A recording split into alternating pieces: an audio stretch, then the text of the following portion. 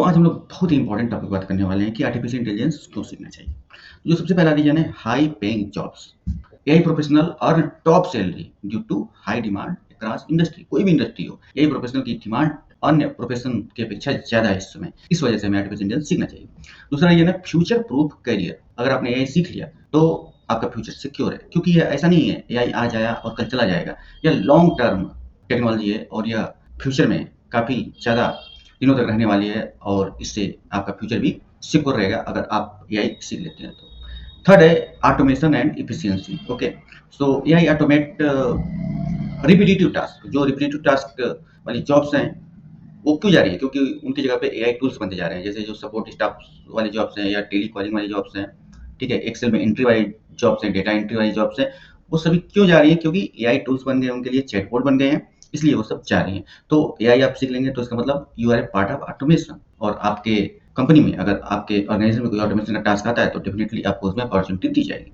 Fourth है entrepreneurship opportunity. अगर आप कुछ अपना बिजनेस स्टार्ट करना चाहते हैं तो एआई से रिलेटेड आप बिजनेस स्टार्ट कर सकते हैं, क्योंकि AI driven startups and tools offer huge business potential nowadays. Fifth reason है stock market and trading. AI predictive analysis करता है एल्गो ट्रेडिंग और रिस्क मैनेजमेंट के रिगार्डिंग। तो स्टॉक मार्केट का जानते हैं आप लोग कितना करिए, जो कुछ नहीं करता है वो स्टॉक मार्केट में इन्वेस्ट करता है, सोचता है कि मैं रातों रात अमीर बन जाऊंगा। तो आर्टिफिशियल इंटेलिजेंस आपको प्रेडिक्शन में, मार्केट के प्रेडिक्शन में, मार्केट कब ऊपर जाएगा कब नीचे जाएगा, कहाँ पैसा लगाना चाहिए कहाँ नहीं लगाना चाहिए, उसमें आपको आर्टिफिशियल इंटेलिजेंस हेल्प कर सकता है।